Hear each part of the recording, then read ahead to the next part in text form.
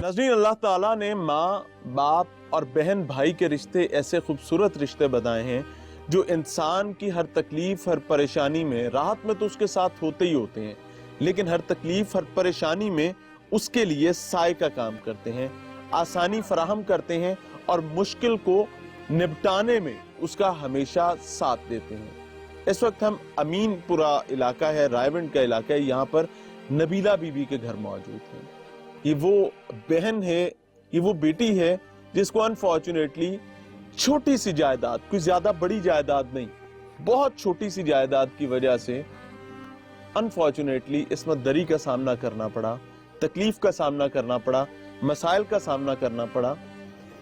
हुआ क्या वो हम नबीला बीबी से समझेंगे, लेकिन मैं रिक्वेस्ट ये करूंगा कि इस तमाम ज़िम्न में तमाम कानून नाफिज करने वाले इदारे अपने कान खुले रखें, क्योंकि ये मकरू चेहरा है, ये गंदा और घटिया चेहरा है उन लोगों का जिन्हें वर्दी दी गई थी, जिन्हें यूनिफॉर्म दिया गया था, ताकि इन बहनों बेटियों के तहफ़्फ़ुज़ को यकीनी बनाया जा सके। आगे चल के वो भी बताएंगे, दिखाएंगे कि उस मुकद्दस और मोतबर इदारे ने क्या किया इनके साथ और किस तरीके से इनको दर दर की ठोकरें खाने पर मजबूर कर दिया। नबीला बीबी से समझते हैं। अस्सलाम वालेकुम।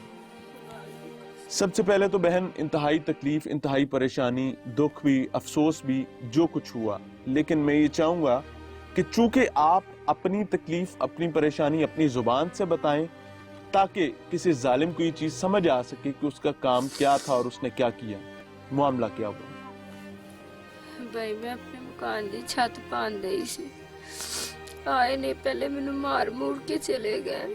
कौन? मेरी वालदा, मेरा सुतेला भाई, मेरा चचा। मैं मकान की छत पानी पिया, वो आए ने उन्हें मैनू मारिया, गालियां कढ़िया ने। मैं 15 से कॉल की थी, वो आए ने, उन्नी देर नू वो चले गए ने। अच्छा। पहले डोंट फीस वाले आए ने, उन्होंने बुलाया सी, उन्हें कहा बाजी तू सच्ची है, तेनू मारिया, तू जाके रिपोर्ट दे के आ थाने। मैं थाने गई हाँ, उत्थे मैं उन्होंने मैनू कहा तू पहले मेडिकल करा के आ, फिर आन के दरखास्त दे। ये मारपीट किस तारीख को? 2 दिन पहले हुई? नहीं, उस दिन ही हुई है। अच्छा जी, उस दिन ही हुई है। 21 तारीख? हाँ, ये शाम नू 7 बजे का वाकया है। अच्छा जी। थाने वाले ने कहा दरखास्त बाद दो दई, पहले तो आधा मेडिकल करा के आ, टाइम ज्यादा हो गया, फिर तो दरखास्त सुबह आएंगी, सुबह भी ले आवी नाल। मैं क्या ठीक है। ठीक है। मैं उस तरह वो वाली दरखास्त नहीं दी, उਵੇਂ मैं अस्पताल सरकारी चली गई। डाकट दिया था, कोई पर्ची दी थी पुलिस ने आपको? नहीं, कोई नहीं दिता सी, बस क्या सी किसी बच्चे दे नाल तू चली है, मैं चली गई सी। फिर उन्होंने, मैं उत्थे सरकारी अस्पताल गई, उत्थे उन्होंने दे मुलाजम बैठे सी, उन्होंने मेरा मेडिकल किया, मेरे बेटे का किया, कहते ने बाजी सुबह ही सुबह लेडी डॉक्टर बैठेगी, तेरा फिर होएगा। अच्छा जी। उथों मैं घर 11 बजे वापस आ गई हूँ, 11:30 का टाइम है। मैं क्या पहले मैं किसी घर लेट नहीं, मैं क्या मैं आके अपने घर लेट गई। मैनू आवाज़ां आ रही ने नाल दे करो, जेड़ा घर टा के गया ने, मैं नाल दे यानी ये 7 वाला जो घर है, 7 वाला जो आपका जाती मलकियत है? हाँ, मैंने नाल दे घरों आवाज़ां आ रही ने, 12-1 का टाइम हो गया, मेरे को नहीं नींद आ रही। मैं दवाई खान लगी है जी अस्पताल वाले ने दी, उन्नी देर 9 बंदे आ गए। कितने बंदे? 5। उन्होंने कहा सी तेनू भी मार देंगे, तेरे बच्चे भी मार देंगे। मैं उन्होंने बड़िया मिन्नतां तरले कीते, भाई मैं को सारा कुछ ले लो, मेरे बच्चे से मैनू कुछ ना कर। मेरे सतेली वालदा भी नाल आई, कहंदी अज तेनू मार देना, तेनू मार देना, तेनू छत नहीं सी पान देनी, ना है तेनू घर ही देना, तेरी जिंदगी खराब कर देनी, जो तू सारी जिंदगी पछता के जीती रहे। ना लपस के बाहर चली गई, मेरा भाई तो दोनों, फिर मेरी वालदा वापस आई, उहदे हाथ च पता नहीं मोबाइल, उन्हें वीडियो बनाई है कि नहीं, उहदे हाथ च मोबाइल सी। मेरा भाई गन लैके कोल मेरे बच्चों दे खड़ा रहा, फिर उन्होंने एक बंदे ने मेरे नाल ज्यादती की, और भाई और वालदा पास मौजूद थे। ਦੋਵੇਂ ਕੋਲ ਸੀ। ਮੈਂ ਬਹੁਤ ਵਾਸਤੇ ਪਾਤੀ ਨੇ ਮਾਂ, ਮੈਨੂੰ ਨਾ ਇਸ ਤਰ੍ਹਾਂ ਮੇਰੀ ਜ਼ਿੰਦਗੀ ਖਰਾਬ ਹੋਈ। ਮੇਰੇ ਛੋਟੇ ਛੋਟੇ ਬੱਚੇ, ਉਹ ਕਹਿੰਦੇ ਨਹੀਂ ਤੈਨੂੰ ਇਸ ਤਰ੍ਹਾਂ ਦੀ ਜ਼ਿੰਦਗੀ ਦੇਣੀ ਹੈ। ਮੈਂ 1-5 ਤੇ ਬਾਅਦ ਕਾਲ ਕੀਤੀ, ਉਹਨਾਂ ਫੇਰਿੰਗ ਕਰਕੇ ਕਹਿੰਦੇ ਅਸੀਂ ਮੁਹੱਲੇ ਵਾਲਿਆਂ ਨੂੰ ਦੱਸ ਕੇ ਜਾਂਦੇ ਹਾਂ, ਤੇਰਾ ਕਿਹੜਾ ਕੋਈ ਹੈਗਾ, ਨਾ ਮੁਹੱਲੇ ਵਾਲਾ, ਨਾ ਮਾਂ, ਨਾ ਬਾਪ, ਨਾ ਭੈਣ, ਨਾ ਭਾਈ, ਤੇਰੀ ਕਿੰਨੀ ਗੱਲ ਸੁਣਨੀ। ਕਿਸੇ ਨੇ ਕਹਿਣਾ, ਨਾ ਟਾਣੇ ਵਾਲੇ ਨੇ ਨਹੀਂ ਕਹਿਣਾ ਤੇਰੇ ਨਾਲ ਇਸ ਤਰ੍ਹਾਂ ਹੋਇਆ। ਮੈਂ 1-5 ਤੇ ਕਾਲ ਕੀਤੀ, ਉਹ ਬਾਹਰ ਪੁਲਿਸ ਆਈ। ਪੁਲਿਸ ਨੇ ਕਿਹਾ ਨਹੀਂ ਕੋਈ ਫਾਇਰਿੰਗ ਨਹੀਂ ਹੋਈ, ਕੋਈ ਕੁਛ ਨਹੀਂ ਹੋਇਆ। अच्छा जी। ਮੁਹੱਲੇ ਵਾਲੀਆਂ ਬਾਜੀਆਂ ਆਈਆਂ ਨੇ, ਉਹਨਾਂ ਨੂੰ ਕਹਿੰਦੀਆਂ ਰਹੀ ਅੰਦਰ ਜਾ ਕੇ ਦੇਖੋ ਨਾ, ਕਿ ਲੇਡੀਜ਼ ਹੁੰਦੀ ਅਸੀਂ ਦੇਖਦੇ ਅਸੀਂ ਇਸ। अच्छा, मुझे एक चीज बताएं कि जब पुलिस आई है तब आपके हाथ बंधे हुए थे? हाँ जी, हाथ बंधे हुए थे। मेरी कभी साथ बाजियों ने आके मेरा दुपट्टा से किसने आपके हाथ खोले? ऐसे ये बाजियां इतने कोल खड़ियां ने, इन्होंने कमीज पाई मेरे हाथ खोले। ठाणे गए, ठाणे मैनू उत्ते मुहल्ले वाले सारे मेरे नाल गए ने। उन्होंने क्या घंटा पूरा फिरदे टुरदे रहने, किसी नूं दरखास्त लिखनी नहीं सी आंदी, फिर उन्हें अपने कोलों लिखिया। पुलिस वाले ने? हाँ, कहते ने इस तरह होया सी, इंज गया लिखदे रहन।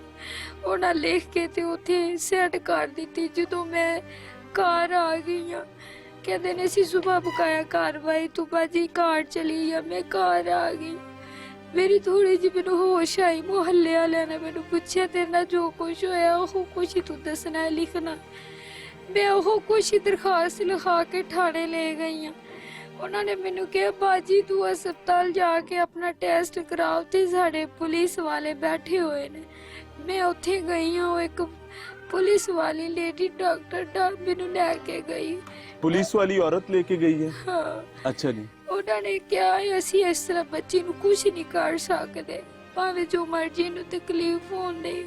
पहले वो अपना वो कागज बनवा के लैके आए, मजिस्ट्रेट दे आर्डर ले आए। असी फिर इनू कहना ना कोई पुलिस वाला नाल है ना कोई कुछ।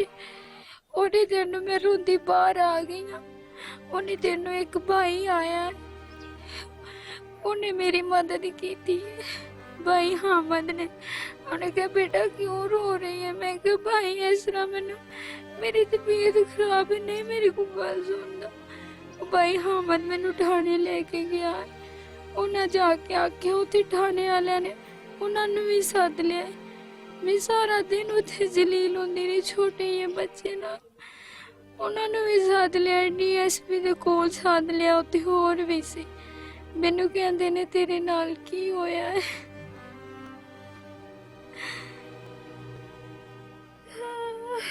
यानी अभी तक मेडिकल नहीं हुआ था?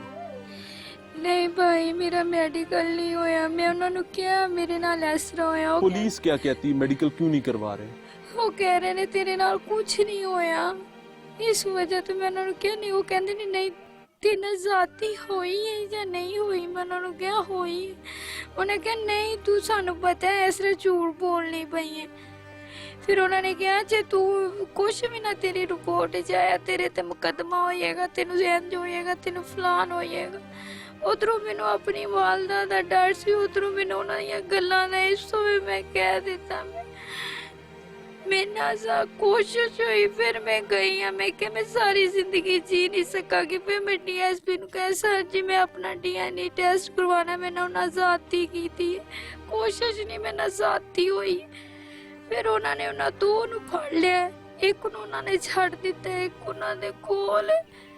अच्छा, मुझे ये चीज बताएं कि पुलिस ने आपको क्या प्रेशराइज किया है, डराया धमकाया है कि आप ये कहो कि मेडिकल के आपके साथ ज्यादती नहीं हुई, कि या ऐसा कोई वाकया नहीं हुआ?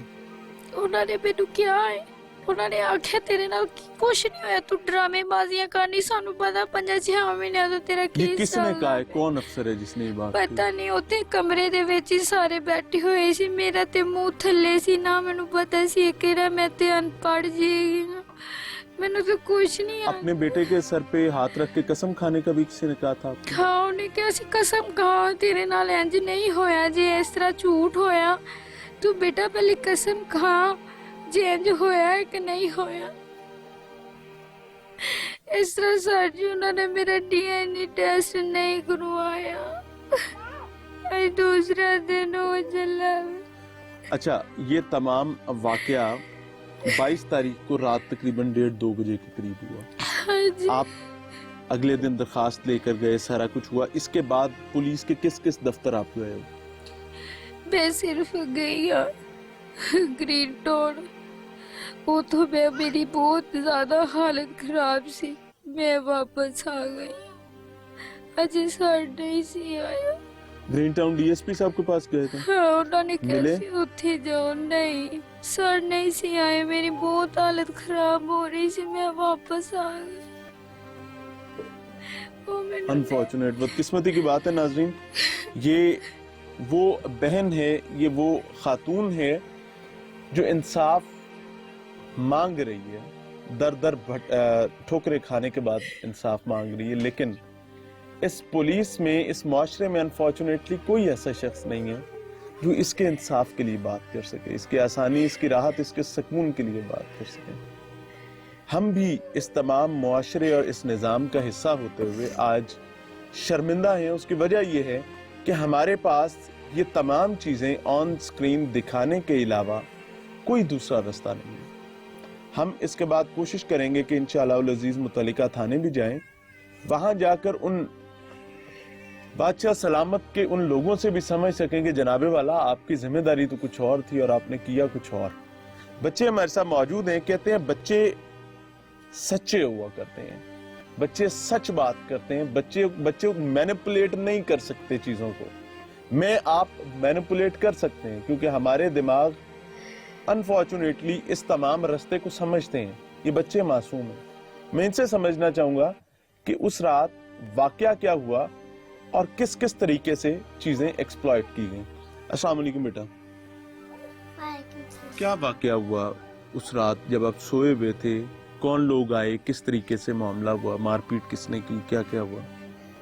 5 بندے آئے تو میرے ماما کو کٹ کر گئے تھے. ان کے ساتھ کون کون تھا؟ نانی اور ماموں. کیا کہتے تھے سارے؟ سارے کہتے تھے ہم لوگ مار کر جائیں گے کس کو؟ تم لوگ کو. کیوں, مسئلہ انہیں کیا تھا, کیا تکلیف تھی کہ وہ مار کے جانا چاہتے تھے؟ ہم تمہاری چھت نہیں پہنے دیں گے, ہم چھت پا رہے تھے. اچھا چھت ڈال رہے تھے. اچھا مطلب یہ تھا کہ آپ کی چھت نہیں ڈلنے دیں گے. تو آپ کی امی نے انہیں کیا کہا آگے سے؟ امی نے کہا تھا ہم تم لوگوں کو ہمارے بچوں کو بھی مار کر گئے, مارنے دیں گے تو تم لوگ کو بھی مار دیں گے.